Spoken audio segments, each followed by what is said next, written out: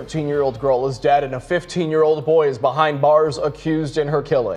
They say it's jarring that something like this happened at all, let alone on Christmas Day. Now the family of this little 13-year-old girl is facing the greatest loss imaginable, and a 15-year-old boy is facing the consequences. And for the first time, we're seeing images of this little girl who lost her life.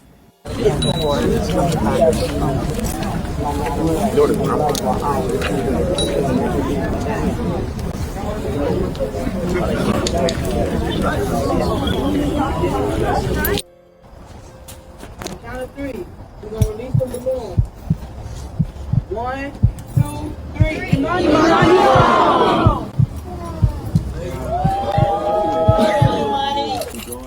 Christmas Day is supposed to be quiet. It is supposed to be filled with family, food, laughter, and the soft pause that comes when the year is almost over. It is the one day when most people believe, even if just for a moment, that nothing bad should happen.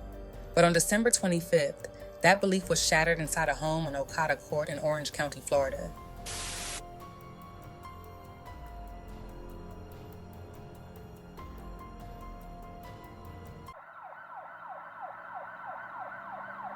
Just before 5 in the evening, deputies with the Orange County Sheriff's Office were called to a residence in the Pine Hills area after reports came in that someone had been shot. When deputies arrived, they did not find chaos in the street or a loud disturbance outside. What they found instead was far worse. Inside that home was a 13-year-old girl who had been shot. Her name was Ammani Nicole Jackson. Rushed to the hospital as quickly as possible, but despite every effort to save her life, she died from her injuries. By the end of Christmas Day, one family was planning a funeral instead of celebrating the holiday, and a child who had so much life ahead of her was gone. Shockingly, at the scene, a 15-year-old boy approached deputies and admitted that he was responsible for the shooting. He told investigators that it was an accident. That teenager was taken into custody and later charged with manslaughter. Beyond that, very few details were released. Authorities have not explained how the gun discharged, nor have they clarified how the 15-year-old gained access to the firearm. They have not disclosed who owned the gun, where it was kept, or whether it was properly secured before the shooting. It has also not been publicly explained how the two children knew each other, whether they were friends, classmates, relatives, or simply together at the home that day. Investigators have not said whose residence they were inside when the shooting occurred or why both teens were there on Christmas Day. Because the case involves minors, many of these details have not been released, leaving Ammani's family and the public with lingering questions. The Orange County Sheriff's Office says 13-year-old Ammani Nicole Jackson was shot just before 5 o'clock Christmas afternoon at a home in Pine Hills.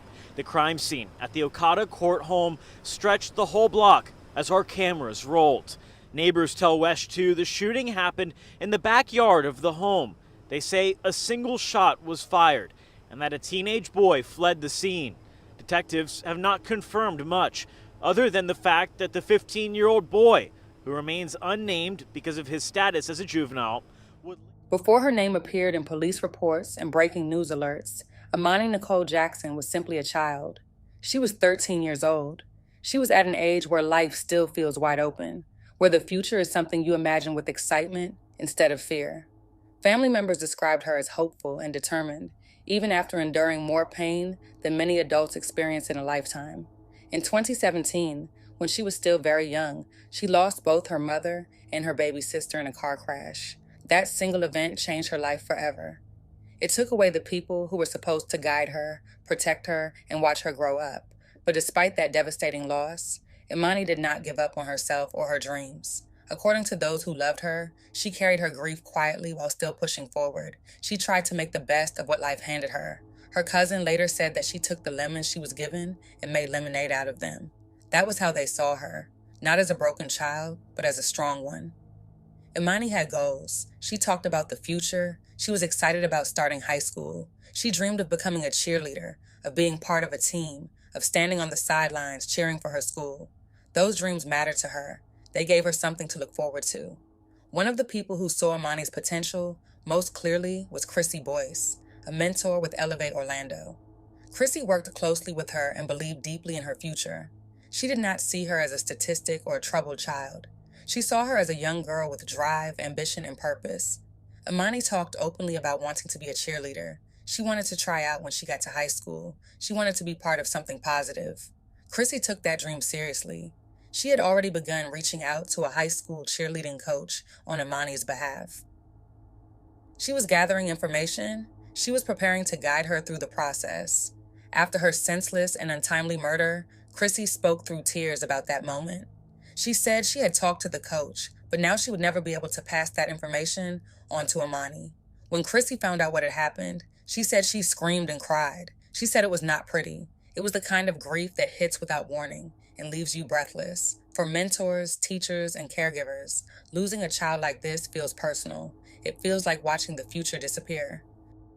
He's a child, but at the end of the day, his family will get to go and see him. My family won't get to see Ammani anymore. Ammani's death, a tragic ending to a short life that's seen its share of pain. Ammani lost her mother and her little sister in a car crash in 2017. She went through a lot in her life, with her mother passing away a few years back and her baby sister, but with the lemons that she was given, she made lemonades out of it. Don't scare my student. Don't scare my student. That's my baby. Don't scare her. Chrissy Boyce, a mentor with Elevate Orlando, was Ammani's mentor. She says hearing the news was devastating. When I found out, I screamed, cried. It wasn't very pretty. Ammani Jackson, a girl with goals, one of those trying out and eventually making her high school's cheerleading squad. So it was my goal to talk to the cheerleading coach at the high school that she's intended for, and just figure out when it is. And I did. I talked to the coach, but unfortunately I won't be able to give that information to Ammani.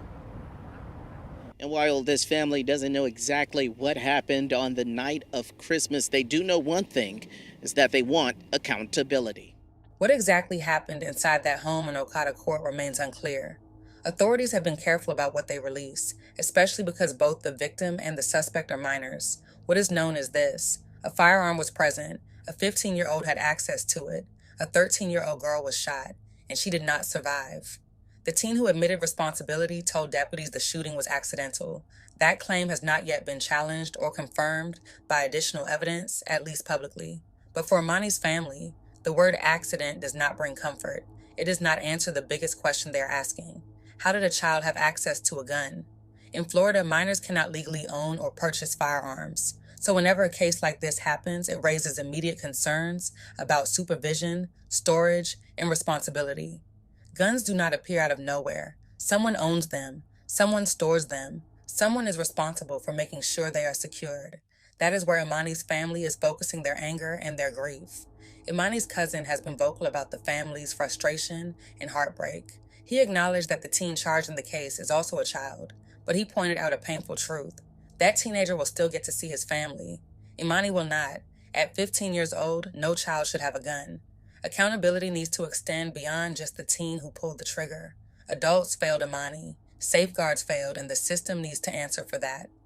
The family has been clear that they are not rushing to conclusions about intent.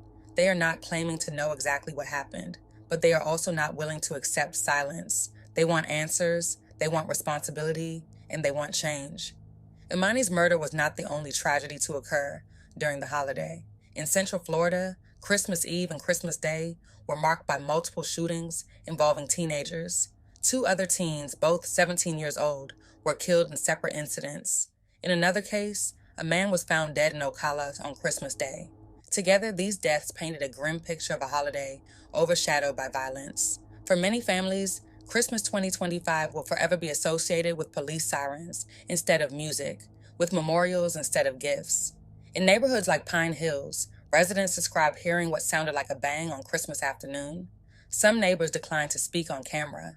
Others said they were shocked that something so violent happened on such a quiet street, on such a significant day. Ammani Nicole Jackson was more than a victim. She was more than a headline. She was a child who survived trauma, dreamed of a future, and believed she still had time.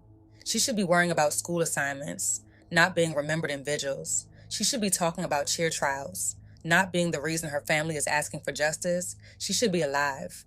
Her murder has left a permanent hole in the lives of everyone who loved her.